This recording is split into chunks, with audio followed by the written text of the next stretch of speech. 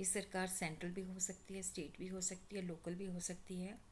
देश की अर्थव्यवस्था को सुचारू रूप से चलाने के लिए, एडमिनिस्ट्रेशन को रन करने के लिए, मैनेज करने के लिए, लोगों का सोशल वेलफेयर इंक्रीज करने के लिए, देश के अंदर ग्रोथ एंड डेवलपमेंट करने के लिए ये जो खर्चा करती है उसको हम पब्लिक एक्सपेंडिचर कह सकते हैं।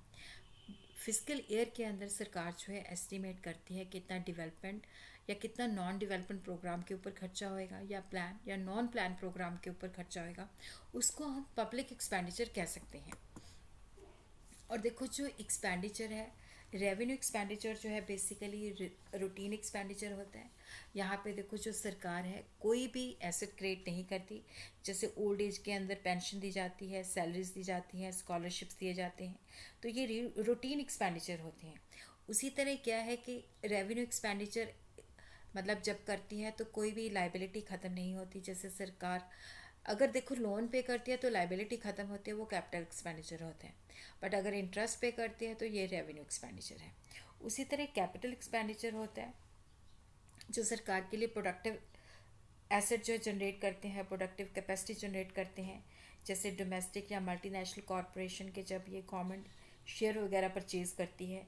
और उसी तरह कोई ऐसा एक्सपेंडिचर जिससे सरकार की लाइबिलिटी ख़त्म हो तो वो भी कैपिटल एक्सपेंडिचर के अंदर आ जाता है। जैसे लोन रीपे करती है तो ये भी क्या है कि कैपिटल एक्सपेंडिचर है। उसी तरह क्या है जैसे डेवलपमेंट प्रोडक्टिव एक्सपेंडिचर है, तो ये देश की जो ग्रोथ एंड डेवलपमेंट की एक्टिविटीज़ हैं उनके ऊपर खर्चा किया जाता है। और यहाँ पे जो बेसिकली इसके पीछे लॉजिक ये होता है कि प्रोडक्टिव कैपेसिटी जो है उसको इन्हांस करना होता है।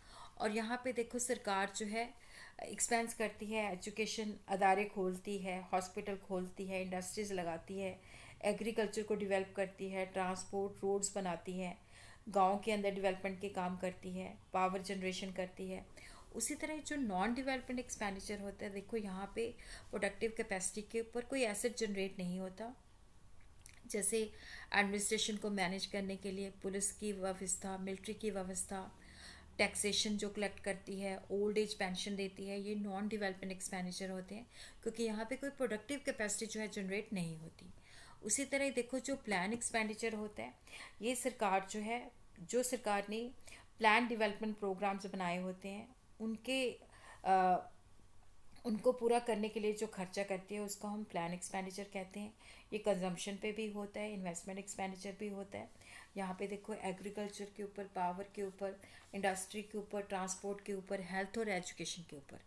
देखो नॉन प्लान एक्सपेंडिचर जो होता है, क्योंकि देखो जो प्लान एक्सपेंडिचर जो है वो बजट के अंदर प्रॉपरली प्लान्ड होता है। नॉन प्लान एक्सपेंडिचर होता है जैसे मान लो इन्होंने हेल्थ के ऊपर एलोकेशन की है, हेल्थ के ऊपर जब वो स्पेसिफिक पीरियड ख़त्म हो जाता है या उसका प्रोजेक्ट ख़त्म होने के बाद जो खर्चा होता है उसको हम नॉन प्लान एक्सपेंडिचर कह देते हैं।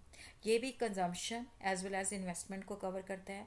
इसके अंदर भी क्या होता है कि जैसे सब्सिडीज़ है, डिफेंस है, लॉ एंड ऑर्डर है, तो ये नॉन प्लान एक्सपेंडिचर होता है।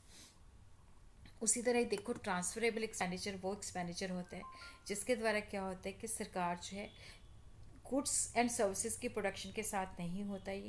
ये बेसिकली होता है कि गवर्नमेंट से जो इनकम है इंडिविजुअल एंड हाउस होल्ड को ट्रांसफ़र होती है। और यहाँ पे हम जो सरकार है उसका डिस्ट्रीब्यूशन ऑफ इनकम को चेंज करने का लॉजिक होता है। जैसे सरकार जो है स्कॉलरशिप देती है, अनएम्प्लॉयमेंट अलाउंस देती है। और उसी तरह ही आगे हम करते हैं नॉन ट्रांसफरेबल एक्सपेंडिचर। देखो जो नॉन ट्रांसफरेबल एक्सपेंडिचर होता है, यहाँ से क्या होता है कि जो सरकार चीज़ें खरीदती है उसके बदले में ये पैसे पे करती है, तो इसको हम रियल एक्सपेंडिचर भी कह देते हैं कि जो फैक्टर सर्विसेज यूज़ करती है उसके लिए सरकार जो पैसे पे करती है, जैसे education, post and telegraph, agriculture development, railway. उसी तरह जो करंट एक्सपेंडिचर होता है, जो करंट रेवेन्यू होता है उससे क्या रहता है, जिसको हम रूटीन एक्सपेंडिचर भी कह देते हैं। यहाँ पे भी कोई एसेट जनरेट नहीं होता। जो डिफेंस या एडमिनिस्ट्रेशन के ऊपर खर्चा होता है। उसी तरह जो प्राइमरी एंड सेकेंडरी है जो कि देश की एग्जिस्टेंस के लिए बहुत ज़्यादा ज़रूरी है, जैसे लॉ एंड ऑर्डर हो गया, डिफेंस हो गया। सेकेंडरी हो गया जिसके द्वारा वेलफेयर एंड डेवलपमेंट करना चाहती है। और आजकल के ज़माने में क्या है कि प्राइमरी एंड सेकेंडरी दोनों ही ज़रूरी है। उसी तरह जो प्रोग्रेसिव होता है इसके अंदर क्या होता है कि जो गरीब लोग होते हैं उनको ज़्यादा बेनिफिट मिलता है। प्रोपोर्शनल के अंदर क्या होता है कि सबको प्रोपोर्शनेटली बेनिफिट मिलता है। जैसे हर साल जो है एम्प्लॉयज़ के अंदर प्रोपोर्शनेट जो है सैलरी इंक्रीज़ होती है, तो ये प्रोपोर्शनल पब्लिक एक्सपेंडिचर होता है। रिग्रेसिव के अंदर क्या होता है कि हर इनकम जो लोग होते हैं उनको ज़्यादा बेनिफिट मिलता है। तो इस तरह से अगर रिग्रेसिव पब्लिक एक्सपेंडिचर करती है तो सरकार गरीबों और अमीरों के बीच में जो खाई है उसको और ज़्यादा इंक्रीज़ कर देती है। उसी तरह इकोनॉमिस्ट ने क्या है कि जो सरकार खर्चा करती है अर्थव्यवस्था को चलाने के लिए कुछ प्रिंसिपल्स दिए हैं।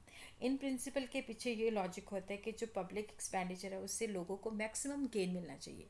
फर्स्ट जो कैनन है that is of the benefit, इसके अंदर क्या है कि ये कैनन ऑफ बेनिफिट का मतलब है कि हमें अभी जो पब्लिक एक्सपेंडिचर है एक कुछ लोगों के ऊपर नहीं होना चाहिए, पूरी इकोनॉमी के ऊपर होना चाहिए।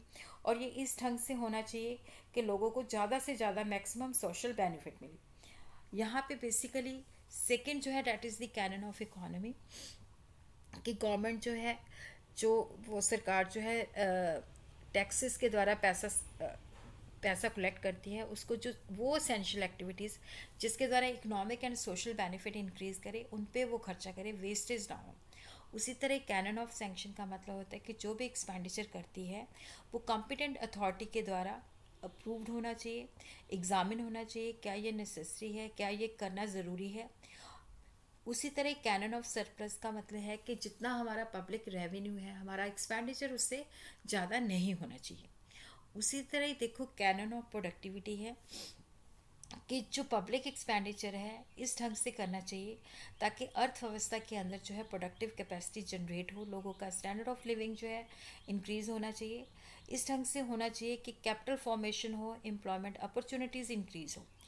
कैनन ऑफ इलास्टिसिटी का मतलब होता है कि ज़रूरत के मुताबिक एक्सपेंडिचर को हम इंक्रीज़ और डिक्रीज़ कर सकें।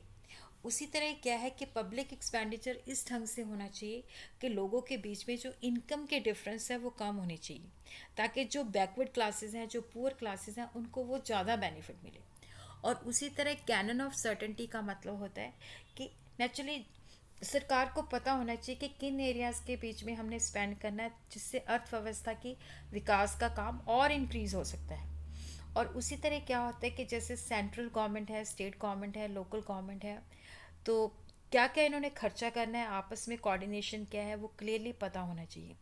और उसी तरह क्या होता है कि जब हम सरकार पब्लिक एक्सपेंडिचर करती है तो नेचुरली पब्लिक एक्सपेंडिचर करने से पहले ये देखना चाहिए कि कौन से काम जो है अर्थव्यवस्था के लिए ज़रूरी है, कौन से काम बाद में हो सकते हैं, एक्सपेंडिचर को किस तरीके में करना है, क्या उसका शॉर्ट रन इफ़ेक्ट है, क्या उसका लॉन्ग रन इफ़ेक्ट है, देश की पॉपुलेशन कितनी है, रिसोर्सेज कितनी है, कैसे रिच और पुअर के बीच में गैप को और कम किया जा सकता है, कैसे अर्थव्यवस्था को डेवलप किया जा सकता है।